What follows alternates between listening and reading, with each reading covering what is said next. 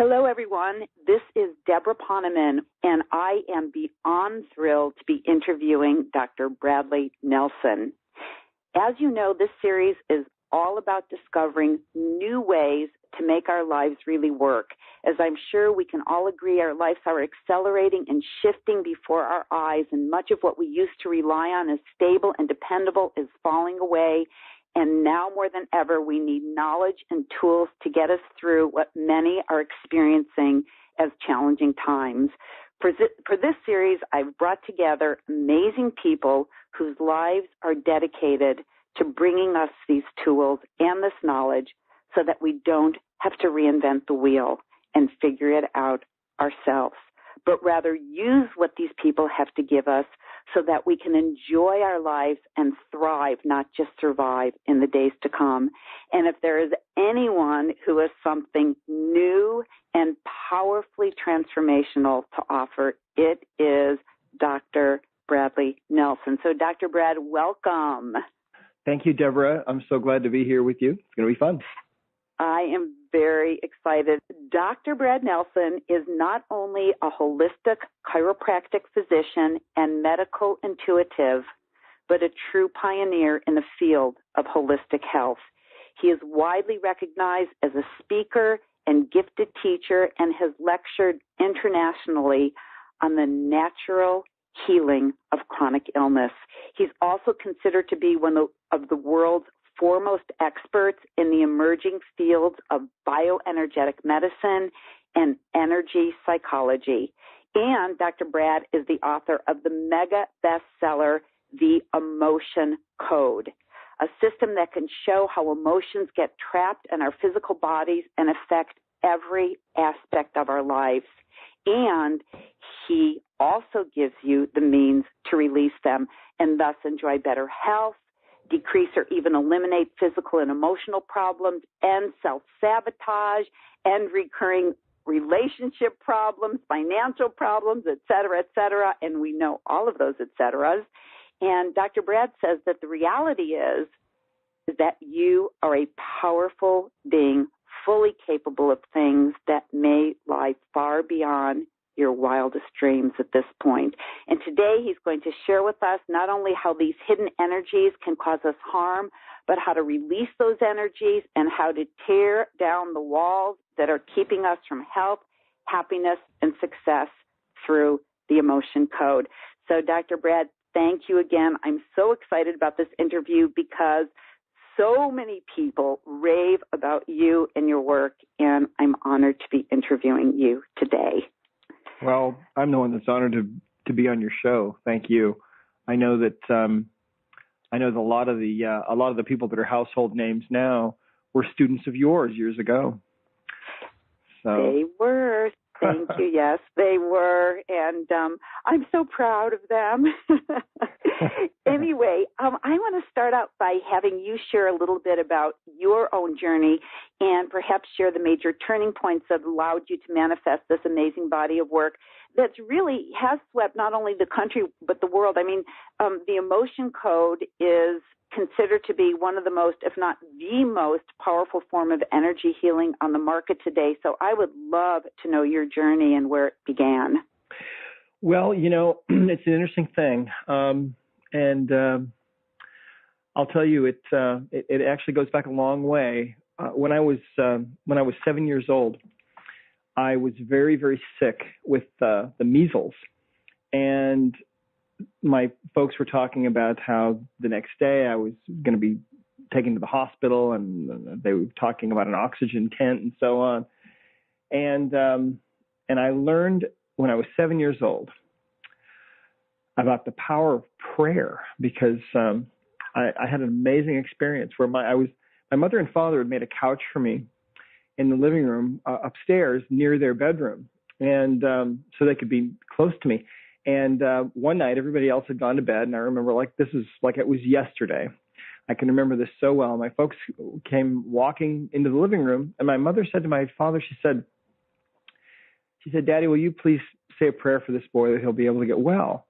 And my dad was not, he was not a praying guy. I don't think I'd ever seen him pray before, but my mother and father knelt down by the side of the couch, And my father said this prayer, and it was just a real simple, heartfelt sort of a prayer asking God to help me. And as he was praying, I felt a change that started at the top of my head, and it went through my body, whoosh, and just within seconds. And I was completely well. Before he was even done praying, I was made well. And it's an astonishing thing, an unforgettable thing to go from being very, very ill to being completely well just in the snap of a finger, basically. And I waited to say anything until he was done because I didn't want to be rude. But when he was done, just a few seconds later, I told both of them, I said, I'm well. Heavenly Father fixed me. I was really excited, and they were kind of dismissive. They said, "Okay, well, that's fine. Go ahead, you go to sleep now." But I was better, and the next day proved it. So that experience was amazing because it taught me how powerful prayer is, and that prayers can be answered. And so, then what happened to me was I ended up, when I was about 13 years old, I ended up with kidney disease, and medically there was nothing that could be done for me, and it was a serious situation. And I had my kidneys were kind of they were hemorrhaging on a low level all the time, and I was getting these pains in my back like I'd been stabbed that would put me on the ground, and there was nothing medically that could be done for me. And so my parents took me to get chiropractic care.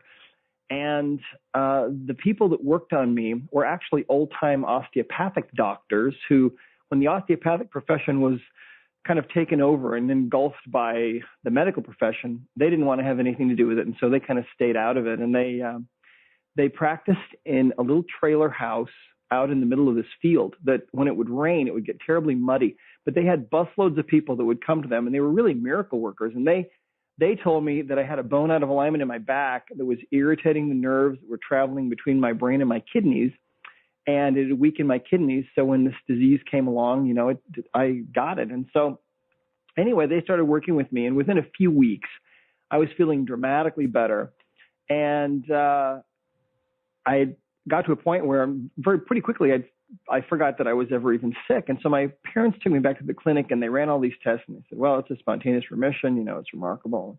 Whatever we did must have worked. And of course, they hadn't really done anything. And it was at that point that I knew what I wanted to do with the rest of my life. I wanted to be that kind of a doctor that gets people well in a very completely natural way. And if I had to practice out in the middle of a muddy field, that was okay with me. I didn't care. And so that was my plan. And so years went on. Then I got into computer programming, and I got into business and really loved all of that. And so I decided I was going to go that direction. And I was about 6 months away from going into the MBA program at Brigham Young University. And we went home, my wife and I went home to Montana. This is in 1983. And we were sitting around with my mother and father. And all of a sudden, out of the blue, my dad said to me, are you sure you don't want to go to chiropractic school, because it seems like a really great career and you've always wanted to do it? And I said, no, I'm going this other direction. And he said, well, why don't you think about it one more time? And I said, well, all right. So I did. So I made up with my wife a pro and con list, trying to figure out what decision to make. And I was still kind of on the middle of the fence. And so that night I got on my knees and I prayed and I asked God, help me to know what to do here. I don't know. I'll go either way if you have anything to say about this. And so I went to sleep. Well, that night I had a recurring experience where 3 different times I was awakened, and I was awakened to find my mind filled with these warm, happy, positive thoughts about going into the healing arts. And I would think about that, and I'd think, well, yes, okay, but then this other direction is also good, and I'd fall back asleep. And so that happened 3 times that night. So the next day I still wasn't convinced, and the next night found me on my knees again, praying and asking God for help. And I'm sure he must have been thinking, boy, this person, this kid's really got a thick head. But anyway, the same thing happened to me that night, and it was like waking up from a dream. But I don't think it actually was a dream. I think it was just, I would wake up and be filled with these thoughts of service. And it was a very happy, very positive kind of a thing. Well, this second night, it was really amazing, because each time I would be awakened with these feelings, the feelings were geometrically more powerful than the time before. And the third time that I was awakened that night, I was overwhelmed with thoughts of service to mankind and humanity. And it was so powerful. And at that moment, as I was feeling that overwhelming feeling, I actually heard a voice that spoke to me, and it said, "This is a sacred calling." And I thought, okay, I've got my answer. That's enough. And I've thought about that for many years, and I believe that anytime we are trying to help someone to get well or to get over the problems that they have, whether they're emotional or physical or whatever they are, we're doing a sacred thing, because when you take somebody who cannot live their life fully and who cannot reach their destiny that they're supposed to be able to reach here in this world, and you free them so that they can do that, it's like dropping a pebble into the pond of eternity, and those ripples spread out and they go on, and you don't ever know where they're going to end. And so that's why I really believe it is a sacred thing. Well, when I got into practice, I was really focused on doing whatever I had to do to get my patients well. And I didn't care if it was something new. I didn't care if it was something that maybe had never been heard of or thought of before. And I got into the habit of praying. And I remember when I first got into practice, my thought was, well, God, you got me into this. You've got to help me now, because I really need help with these people. And so as time went on, this just became a habit. And gradually over time, more and more information just kind of flowed to me. And eventually, I started teaching seminars. I also, all along, I had this very powerful, very strong motivation to empower people and to help people to help themselves. And I don't know where that came from, but it was just burning inside of me all the time. And so when I started to learn how people could help themselves and how this can be so easy, I started teaching seminars on this. And I did that for a number of years, probably 10 or 12 years. And then finally, I got the message from up above that I needed to I needed to sell everything that I owned, and I needed to move somewhere else, and I needed to write a book, and it had to go out to the whole world, because this stuff wasn't just for me. These methods weren't just for me. And so I don't even take any credit for the emotion code. But to help you understand what the emotion code is, just really quickly, as we go through our lives, we experience different emotions. And sometimes those emotions are really powerful. And I mean, it's a good thing that we have emotions, that we experience them, because otherwise our lives would just be shades of gray and life wouldn't be worth living. But sometimes we hit these emotional lows where we're feeling intense negative emotions of sorrow or grief or depression or anger or whatever it is. During those times where those emotions are so powerful, that energy, the energy of that emotion, that vibrational energy, because that's what emotions are, is they're actually specific energies that we feel. That energy can get stuck in the body. It can become lodged in the body. It's almost like the physical body can't deal with emotions that are very intense. And so what happens is we develop what we call a trapped emotion. And a trapped emotion is literally a ball of energy from about the size of a baseball to about the size of a cantaloupe. These things are completely invisible. It took me 17 years to figure out what was going on with these things, because they're totally invisible. And yet I have seen them be at the root of every disease process, every emotional problem, every kind of self-sabotage that I've seen in 23 years now. And I'm talking about everything from depression to phobias, panic attacks, to back pain, Bell's palsy, to mental illnesses, learning disabilities, anxiety, hip pain, diagnosed diseases like lupus, fibromyalgia, chronic fatigue. I mean, I spent the last 10 years that I was in practice specializing in working with people who had been told that there was really no cure for what they had. And the common denominator with all of them, including all the other people that I saw that were just suffering from more mundane conditions like migraine headaches or infertility, they all had the same underlying problem. And that problem was that their emotional baggage was dragging them down and interfering with their ability to be healthy. And so the emotion code came out of this practice of mine where I was working with these people and trying to help them to function better and to get well. Well, the beautiful thing about the emotion code is that it's so simple.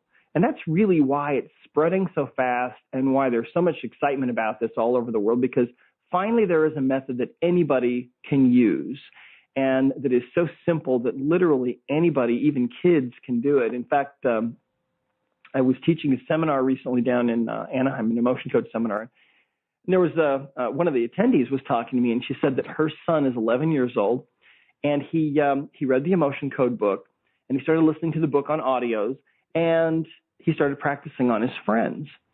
He's 11 years old. Well, a couple of weeks later, this woman calls her up, and she says, my son has been the subject of your son. Your son's been doing some work with him. And she said, I need to know what's going on, because she said, my son has had a phobia of water for many years. And she said, right now, he's out in the pool. And I don't understand how this is working or what's going on. But this is the kind of thing that's happening. I mean, this is a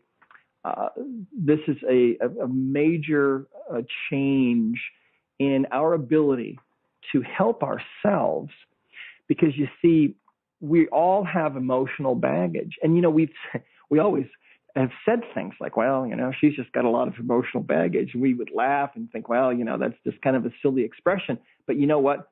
There's truth in it, profound truth in it, because we are the result, our lives are the result a lot of the time of our emotional baggage. Our emotional baggage is what holds us back and what slows us down and what interferes with our ability to succeed and to be healthy.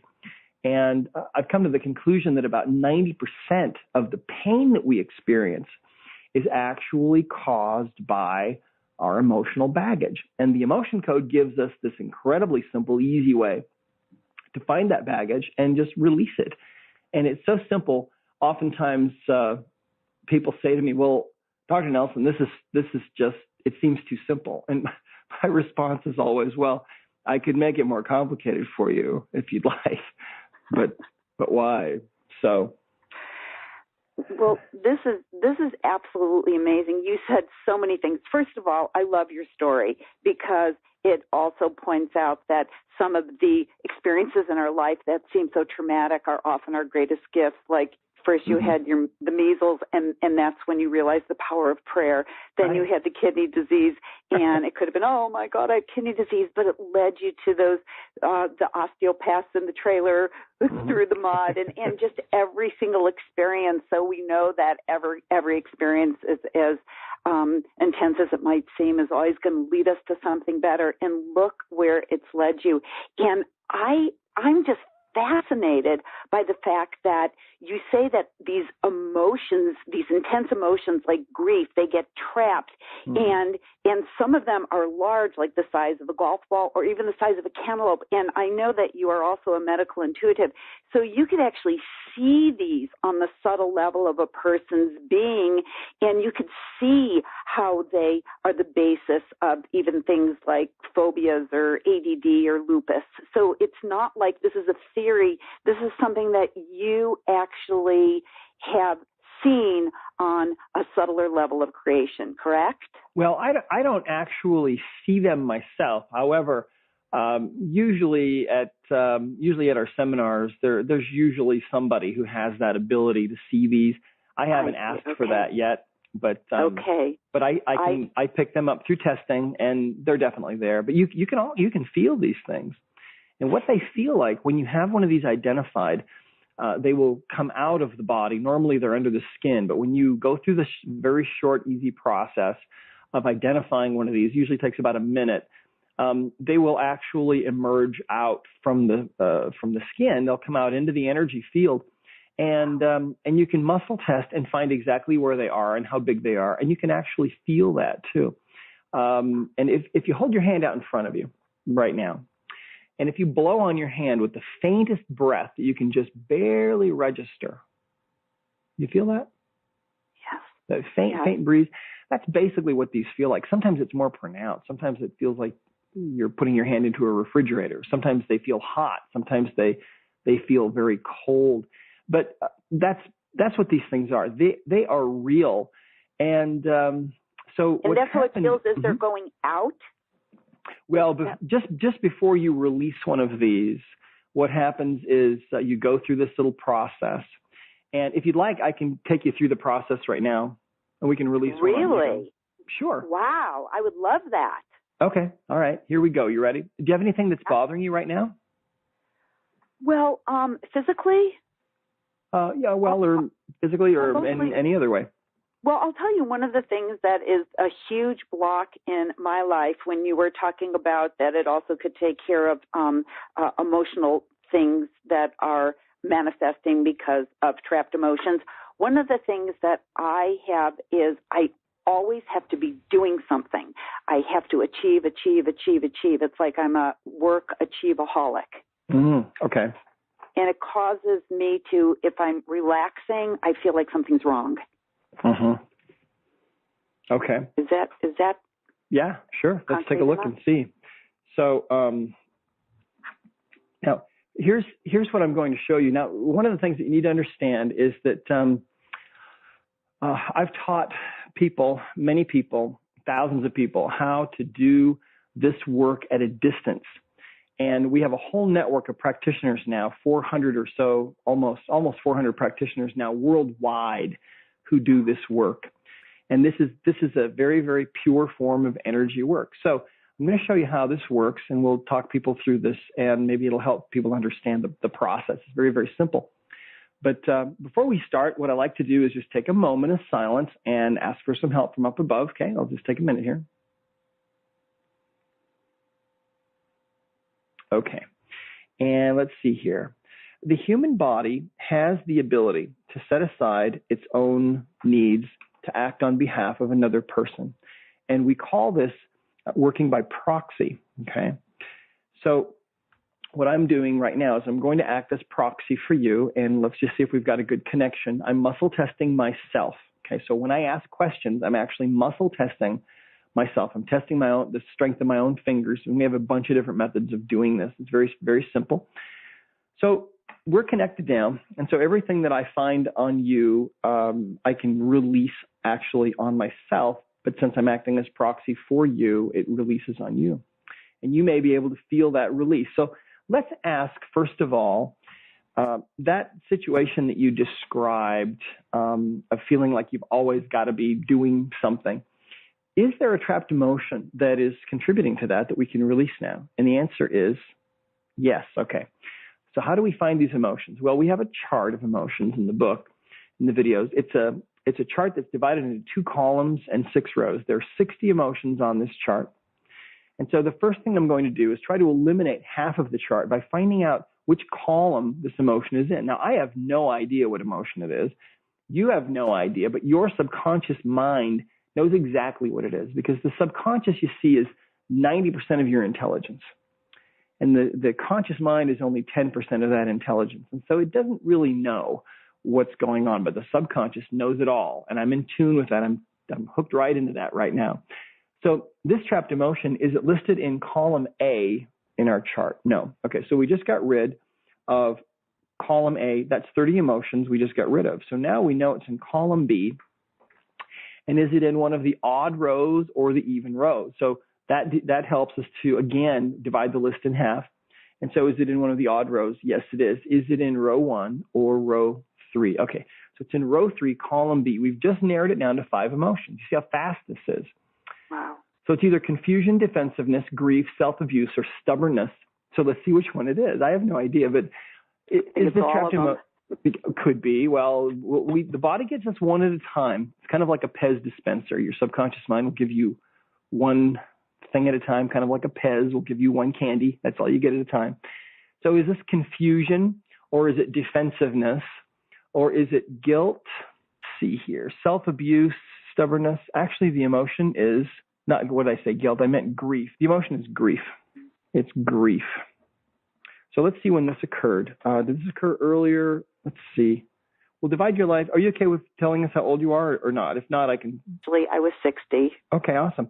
Let's ask, did this occur earlier than age 30, or did it occur between 30 and 40? I'm testing myself. I'm getting a no on both of those. Did it occur between 40 and 50? Yes, between 40 and 50. Did it occur between 40 and 45?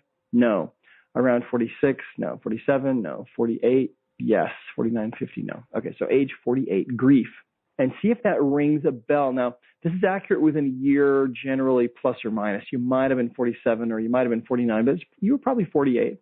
Something happened that created a trapped emotion of grief for you. And that's interfering now with your ability to relax. Oh, I know exactly. I got it. Okay. Well, I just have to say my whole physiology just shifted. I have to tell you, when you said, when your father did that prayer for you and you felt that whoosh from the top of your head to the tip of your toes, I just felt a whoosh from the tip of my toes to the top of my head. My whole physiology just, I won't share it because it's a little bit political, but, okay. So I don't think that it's necessary, but all I have to say is, as soon as I got it, my whole physiology, just every cell just fired. I can't explain it. It was That's just awesome. This amazing shift in my body. Well, that's awesome. And we haven't even released the trapped emotion yet. So just wait. But now let's ask, do we need to know more about this emotion? And your body says no. And one of the beautiful things about the emotion code is that we allow the subconscious mind to guide us, you see, and it is the most amazing computer that exists in the whole universe, and it knows everything, and it's tied into the database of all that is, universal intelligence and the intelligence of God and everything else. And I believe that we've always existed, each one of us, that we're eternal beings, that we have no beginning and that we'll have no end. So think of all the information that is locked up in that subconscious mind. It's really a mind-boggling thing. But the beauty of this also is that if you're working with somebody and something like this comes up, they don't have to divulge about what happened. They don't have to say anything. They can just think about something, and then you can ask the subconscious, is that what this is, what created this? And the answer I'm getting in this case was, yeah, absolutely. Whatever it is you were thinking about that created this is exactly what created this. And now we can ask, do we need to know more? Is there more we need to bring to conscious awareness about this? And your subconscious mind says no. So now, to release this, if I were there with you, what I would do is I would take a magnet. Now, you can use any kind of a magnet. If you don't have a magnet, you can use your fingertips. If I were there with you and I had a magnet, I would pass that magnet from probably around the base of your neck down to your low back 3 times. And that's all it takes to release that energy. What we're doing is we're putting energy into the governing meridian, which runs from the top of from the upper lip over the top of the head and all the way down the back to the tailbone. But since I'm acting as proxy for you, I'm going to release this myself, and it's going to release on you. So what I'm doing is I'm taking a magnet and I'm passing it from my forehead over the top of my head to the back of my neck, and that's as much of the governing meridian that we need to pass a magnet on when we're acting as proxy. And let's ask if we've released that trapped emotion. And the answer is yes. So there was a big underlying reason why you have been unable to really relax. Well, this is going to be very exciting to see how my activity shifts, because right now I'm just wondering if I could get through the rest of this interview because my body is vibrating from this experience. I want to have it 100 more times. Well, I'm definitely going to go further into the emotion code because that was incredibly, incredibly powerful. And I just love it because you are really just tapping into this universal energy. It's like the world wants us to heal, and you have created this this technology where we can make use of it. And you've created all of these people, these 400 practitioners around the world who are skilled at helping to do this. I'm just so excited and impressed, and I have another question. I know that you can also use the emotion code to find love, and there's somebody used the term heart wall. What is that all about? Well, let me explain that. But before I do, just so I don't forget, I just want to also mention that the emotion code works with animals as well. And that was a kind of a serendipitous discovery, an accidental discovery years ago. And but we've seen many, many amazing, really miraculous things working with animals. And when you learn how to do the emotion code, you're really learning to become a human whisperer. But at the same time, if you know the emotion code, it's the same exact process to work with animals. And I'm telling you, if you learn how to do this, when you work with animals, you'll see that 90% of all of their problems, either physical or emotional, behavioral, they're all due to trapped emotions. And you will see, I guarantee you, if you do this work, and it's so easy, I guarantee you'll see miracles happen. If you do it with animals, you'll see miracles with animals. If you do it with people, you'll see miracles with people. And the heart wall is so powerful. I got an email. In fact, I got up early this morning and I was answering some questions on Facebook. And there was a lady there who said that she, over the last few months, she released the heart wall from 3 of her clients, and all 3 of those clients were alone at the time and they weren't in love. Now all of them in love. Think about that. How powerful is that? Well, let me explain the heart wall and what it is. The heart is, of course, in Western medicine, we know some basic facts about the heart. We know that the heart beats about 100,000 times a day, 40 million times a year. And it's a pump, and that's what it does. It pumps blood. But anciently, the ancient peoples believed that the heart was much more. They believed that the heart was the seat of the soul and the core of our being and the source of our love and the source of all of our creativity. Well, in the West, we've always thought that that was poetic license and that those ancient peoples were just silly. There are ancient writings in the Bible, for example, that say things like, as a man thinketh in his heart, so is he. And that never really made much sense to us in the West. And so, in fact, the ancient Egyptians believed that when you die, you go through a ceremony that they called the weighing of the heart, where your heart is weighed, not physically, but your heart is weighed to determine what kind of a person you were in this world. And so we've always thought that that was all just silliness. But when we started transplanting hearts several decades ago, a strange thing started to happen. People started to come back and report that they had inherited affinities and loves and even memories from the donor. In fact, some stories I read recently, there was a man by the name of Paul, who's a lawyer from Milwaukee. He received a heart from a 14-year-old boy. And with his heart, he inherited this strange, powerful craving for Snickers bars, which I assume he buys by the box now. And there was another really interesting one where a 25-year-old man received a woman's heart, and now, to the delight of his girlfriend, has a consistent and powerful need to shop. She always wanted a shopping partner, and she's got one now. And isn't that interesting? Well, yeah. One of the most amazing stories that I ever read was where a 7-year-old girl had recurring nightmares about being killed after receiving the heart of another child who had been murdered. And her descriptions of the murderer, as well as the murder weapon, led to the arrest and conviction of the killer, the donor's killer. Think about that. So, in other words, this little girl gets this heart transplant from a young girl who had been murdered, and in her dreams, she sees basically the murder. She's seeing the murder that happened, how it all took place.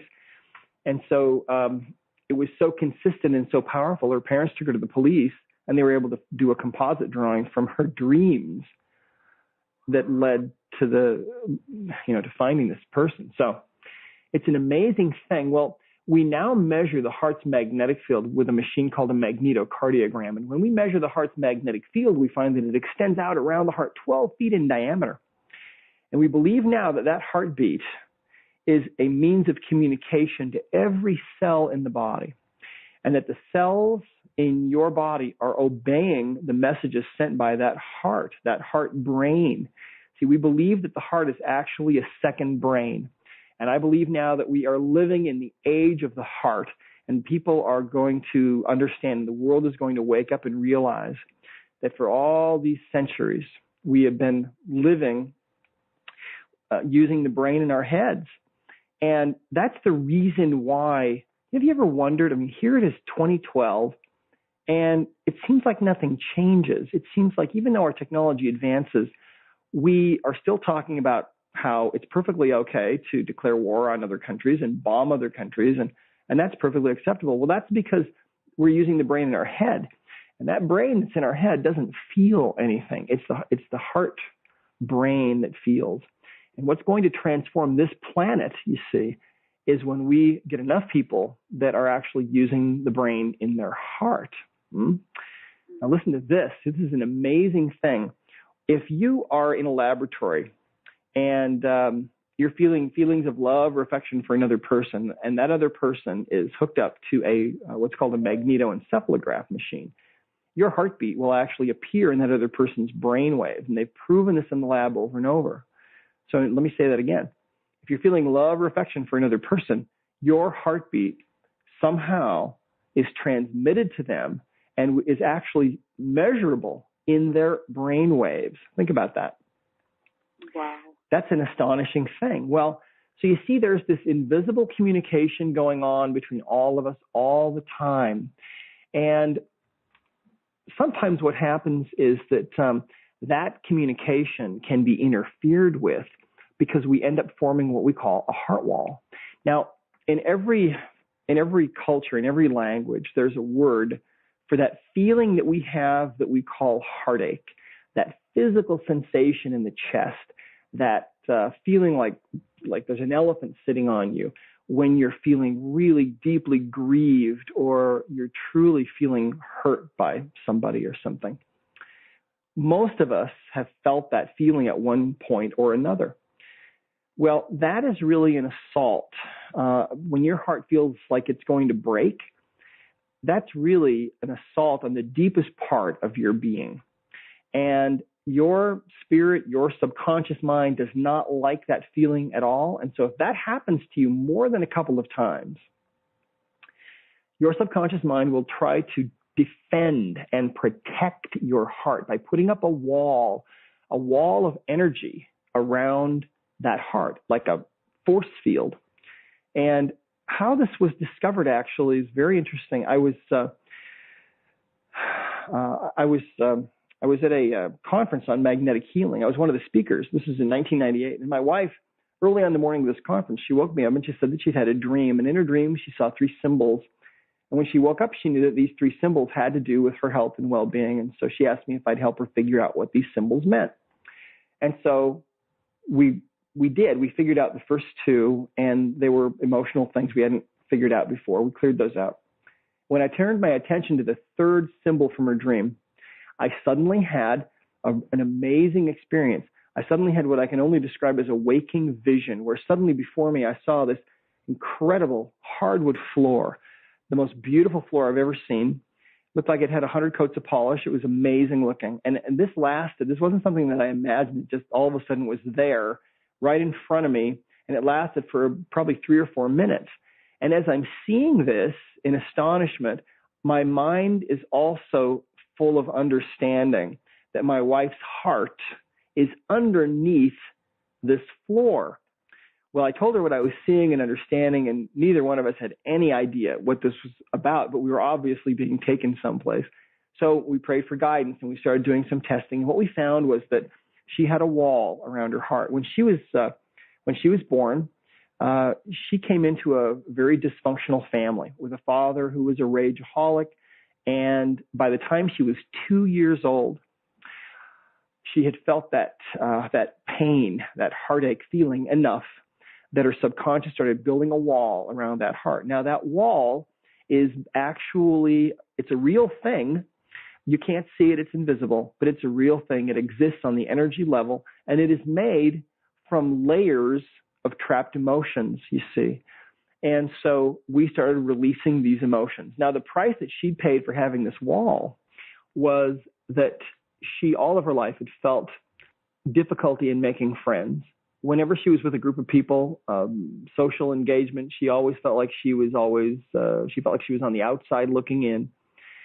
And when we released the last emotion, I think there were 7 or 8 emotions making up her heart wall. When we released that last emotion, she suddenly had the feeling like she was on the inside looking out, like she belonged for the first time. And it's made a tremendous, tremendous difference for her. Well, when you have a heart wall, and by the way, 93% of people have a heart wall. So the vast majority of people have this, and it hampers your ability to give and receive love. Remember that love, that energy that you feel when you're feeling love for another person, your heartbeat shows up in their brainwaves as if by magic. Well, when you have a heart wall, it interferes with that, and it contributes to these feelings of isolation. It creates depression. In fact, every seriously depressed person that we have seen in all these years has always had a heart wall. And I've seen people suicidally depressed get well simply by releasing the emotions that are trapped around that heart, you see. Well, I can tell you a few stories about this. There was a woman who wrote to me, and there are so many stories, and we get emails every day from people literally all over the world who are using the emotion code. They're getting rid of their own heart wall. They're changing their lives by getting rid of their emotional baggage. But there was a lady who wrote to me. Her name was Lalani. She said, I now feel safe inside deeply in my body, heart, and mind. I also feel comfortable in crowds. The deep, deep sadness, anger, and confusion I felt my whole life is gone. Gone, gone, gone. Thank you from the bottom of my now heart wall free heart. And another story that I have to tell you was there's no age limit on these things either. There was a young boy that was brought in to see me when I was in practice who was diagnosed as being clinically depressed. And what had happened was we tested him and found that he had a heart wall. And what had happened was over the previous 5 or so years, there had been a number of deaths in the family. And that had added layers to this heart wall because of the pain from that. But what we found was that the original trapped emotion that had created this heart wall for him happened at a family reunion about 5 years before. He was there. His sister was teaching a little cousin of his. He actually was 5 years old, so 4 years before. She was teaching this little cousin of his how to swim. There was no adult supervision, and his sister, who was the babysitter, actually ended up having this tremendous emotion of grief because this little boy drowned. And his sister's grief and guilt over having this happen on her watch was so powerful and so unbearable for him, really, that emotion not only became stuck in his body, but it also was incorporated into this wall around his heart to protect his heart from being totally broken. Now, if you think about it, it makes perfect sense that this is really how the body works. There was another story that I want to tell you. There was a patient that I had. Her name was Lynn, and she worked for Disneyland. And she was in her 50s. She was single, and she came to me for fibromyalgia. We worked with her and got rid of her fibromyalgia. But as we were working with her, we found that she had a heart wall, and we worked on her heart wall and cleared that heart wall. And she wrote to me, and she said, as I reflect back on the time after my heart wall cleared, I realized things weren't the same. I began to open myself to the idea of having someone in my life to have and to hold and to care for as he would care for me. It happened on the feeling level. Finding someone to share my life with just felt like the next step. There was a new readiness that I hadn't felt before. It must have been that the removal of that invisible wall that I had not even known was there that allowed me to let this wonderful man in. So for all of you who think women cannot marry after a certain age, get your heart wall cleared, stay open to the possibilities life has to offer, and remember my story. We are now approaching our 5th anniversary, have just moved into our new home on the California coast overlooking the ocean in Catalina Island, and are living the fairy tale. Thank you, Dr. Nelson. So you see, this is the reason why this work, the emotion code, is so powerful, because people are able finally for the first time to really get rid of their emotional baggage. And you know, there's even more to it, because if you think about the advice that you were probably given when you graduated from high school, and the best advice you could ever get is follow your heart. And you know, Steve Jobs gave that advice in the commencement address that he gave at Stanford. I think it was in 2005. But what if you have a heart wall? What happens then? Steve Jobs, by the way, I believe is one of the people that I like to call a 7%er, because he's one of the 7% of people. I think he was one of the 7% of people that did not have a heart wall. But if you have a heart wall, what happens? Well, your ability to find success will be hampered if you have a heart wall. And many people have found success after having their heart wall removed. I'm going to just share one story with you. This is a woman named Elena from Mexico City.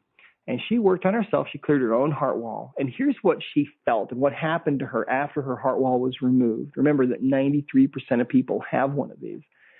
She said, I'm feeling an awesome difference since I released my heart wall. To begin with, my self-esteem has gone up to the sky. I mean, what's that worth? Secondly, I've been having one creative idea after the other. What's that worth? I mean, that's where the best creative ideas that you have are not in your head. They're in your heart. Look at Steve Jobs. What did he do? He never needed to use focus groups. He created all these amazing things. And what he said was, people don't know what they want until we show them. He never used focus groups. He always knew where he was going. People that didn't agree, he just referred to as bozos. And he said, you've got to follow your heart. You've got to follow your intuition, you see. But when you've got a heart wall, it's interfered with. That heart is interfered with.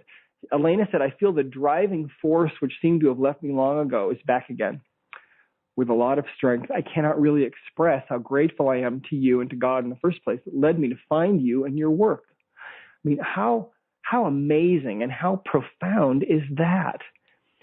And so, sorry, go ahead.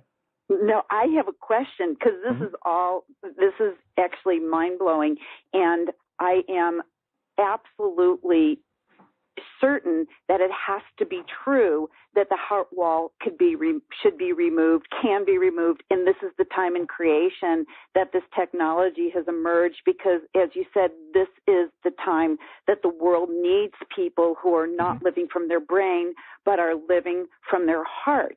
So this technology is going to allow more and more and more people to do that, so that we can shift the planet in this positive direction. But I have a question about that. We have so many negative emotions in the course of our daily lives. When we have the heart wall removed and then we're faced with something that is traumatic or negative, how does that work when we're in a way like open or vulnerable? Can you explain? Well, typically what happens with people is, as they start to become more emotionally clear, they find that things that used to bother them don't bother them anymore. And things that used to affect them don't affect them. In fact, there's a lady who comes to mind who came to me when I was in practice. And one of the things that we found with her was that she had a trapped emotion of resentment. And it dated back to her high school years. And she was about 42, I think, at the time.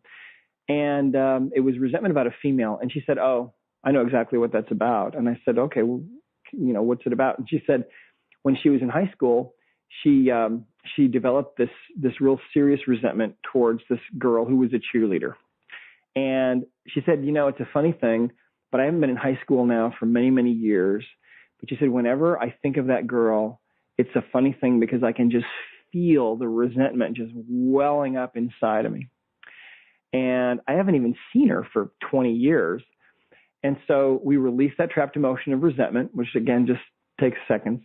And then later, it was the next day, she came back and she said, she said that really works, because she said, last night I was with my friend and we were talking about high school days, and that girl came up in conversation and she said, for the first time in all these years, I didn't feel that resentment welling up anymore. So I just didn't feel anything, And so when we release these trapped emotions, really, there are two effects that happen. There's a physical effect, because when you have a trapped emotion, if you think about your own body's energy field, that's really all you are. You are a being of pure energy. But trapped emotions will encumber that energy field, and they will make that energy field much less clean and much less clear than it actually should be. And so when we are releasing these trapped emotions, what we're doing is we're bringing people back into the pure beings of energy that they are intended to be. And their pain and their malfunction and their phobias and all these things fall away, and they end up being much, much closer to who they were really intended to be. Excuse me.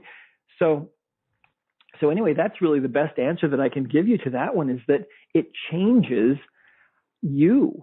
You change so that things that used to really bother you don't bother you anymore. And there's no age limit to this. In fact, I was telling some people recently about one of my kids. I've got twin boys that are 22, almost 23 years old now. And when they were about 3.5 or so years old, one of them developed this problem with me. And I didn't know what it was, but when I would try to be close to him, he would take a swing at me, and he called me bad doctor. He'd say, "Bad doctor, away." And he would try to hit me. And at first people thought it was funny, and it's just a phase, he'll grow out of this, but he didn't. It just kept going on and on and on. It never changed. And I didn't know what to do about it. And my wife and I were sitting one day with him, and he was sitting on her lap. And I leaned forward and leaned over to try to give him a hug, and he did the same thing, "Bad doctor, away." And he took a swing at me. And this had been going on for months, and it all of a sudden, the weight of it just hit me, and I just started to tear up, and it just really hurt. I didn't know what to do. And at that point, we were just learning about these trapped emotions, and my wife said, maybe he's got a trapped emotion. And I said, yeah, well, maybe he does. So I tested him, and he did. He had a trapped emotion of grief. It was that I had grief about him about something, and we never did identify what it was, but he and his twin brother probably did something with lipstick on our white shag carpet, is what I'm thinking. Probably he probably got in trouble for that. So anyway, he developed a trapped emotion. Well, I released that trapped emotion, and after months and months of that behavior, when I released that trapped emotion, he walked right over to me immediately and put his arms around me. And I just broke down crying. I couldn't believe it. I could not believe it. And the next day I went to work at my practice, and I was telling everybody about this. And there was a patient there. She said, maybe my daughter's got a trapped emotion, because she said, my husband is an airline pilot, and he's gone for days at a time. And when he comes home, our daughter runs and hides from him, and it just breaks his heart. And I said, well, bring her in. And she brought her in, and we tested her. She did have a trapped emotion about this, and we released it. And she came back a week later, and this woman said, she said, that really worked, because she said, when my husband came home this time, our daughter ran and jumped into his arms, and she's never done that before. So, what we have here is a real thing. I'm not making this up. And this work is not about me. It has nothing to do with me, except for the fact that I was the person chosen to bring this to the world.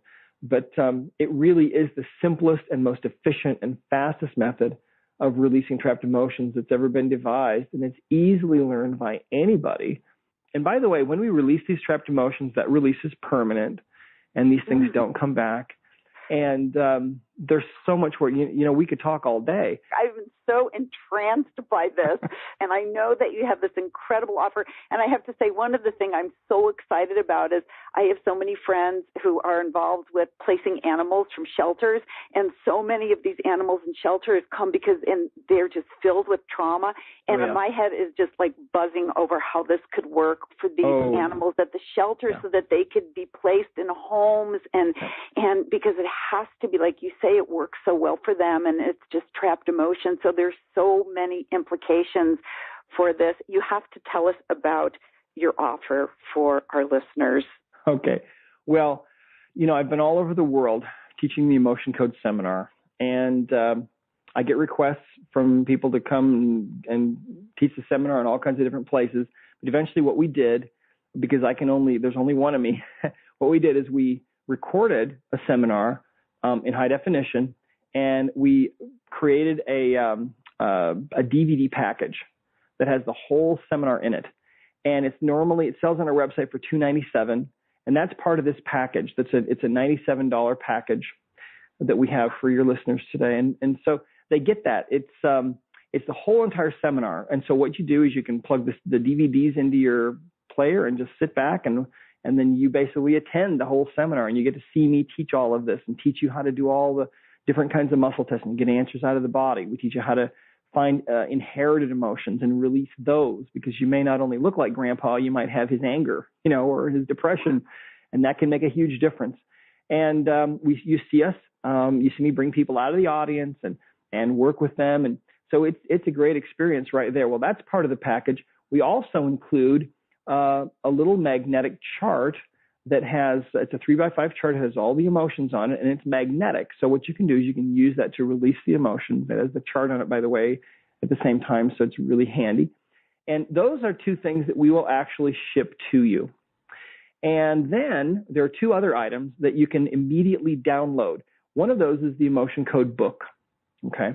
That's the ebook version. So you can immediately download that and start reading it. But we also include the Emotion Code book on audio. So that's the MP3s. Now, this is what this little 11-year-old boy listened to, the audio book. And that's me reading the book to you, which is great because you can burn those MP3s onto CDs, put them in your car, burn them onto your iPhone, your iPod, your iPad, whatever.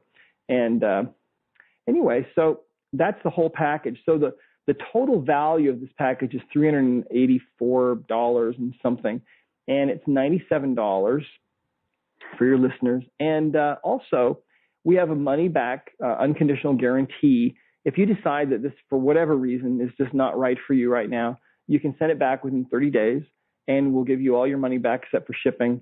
And you get to keep the Emotion Code ebook and the Emotion Code audio MP3s as our gift to you, because we really want you to have this. So that's the deal. It's a great deal. Okay, can change your whole life.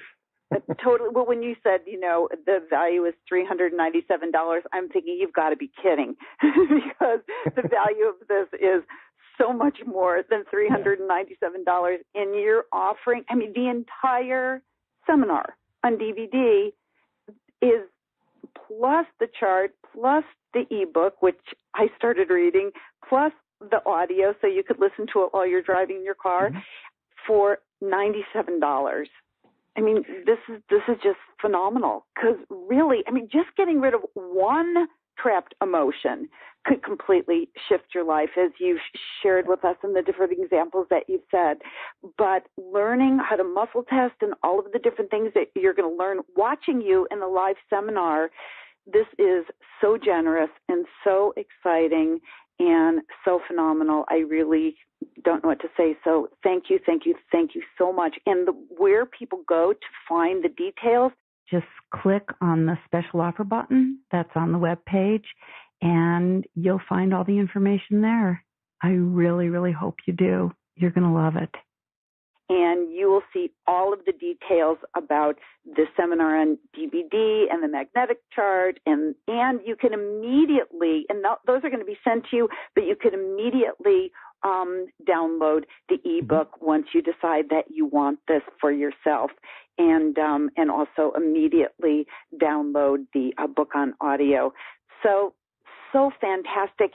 And before we say goodbye to you, I hope that everybody is excited about this as I am, and I really am. Do you have any final thoughts that you want to share with our listeners before we sign off? Well, I believe that the only way that we're going to change this world and bring it to a higher level of civilization is by changing the inhabitants of this earth one at a time. And I started to say this before, but really by helping people to shed their emotional baggage, we transform them back into the pure spirits that they should be, and they become empowered to become who God intended them to become.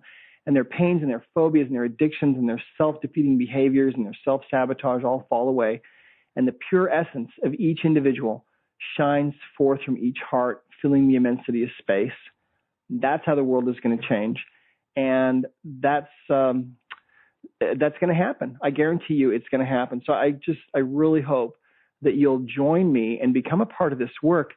And the destiny of this work really is to help transform this earth to a higher plane of existence, one life at a time. And by the way, if you're a healer, or you feel like you might secretly have a healer locked up inside of you, you can become certified in the emotion code. The beauty of it is it creates a business for you that is completely portable. You can take it anywhere, and you can have clientele all over the world, and you can help to change people's lives. It doesn't matter where they are. They can be literally anywhere. So I really hope you'll seriously take a look at this. Yeah, and you know what I love about that is that people can add it on to their practice. If they are an osteopath, if they are a chiropractor, if they are a massage therapist, whatever they're doing now in the healing arts, what an amazing tool to add to their toolbox. And another source of income because it could be done long distance and they don't have to have the people come into their office. So that is just fantastic. I just want to say, if you haven't done it yet, just click on the special offer button on this page to see for yourself what an amazing package this is. You will be so glad you did. Well, thank you so much for being with us. What you have is definitely a new transformation strategy, and I know it's transforming and has transformed the lives of thousands of people, and I really hope our listeners will take advantage of it. So thank you again, Dr. Brad. You're sensational. Thank you for all the work. Thank you, Debra. It's an honor to be on your show, and have a fantastic day, and off we go, onward and upward. Yes. Yes, yes. And thank you to all of our listeners for spending this time with us.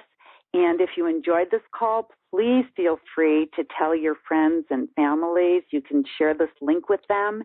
And I look forward to sharing more new and effective transformation strategies with you in the coming days. This is Debra Poneman. Have a wonderful evening. I know after tonight's interview that you will. Bye for now.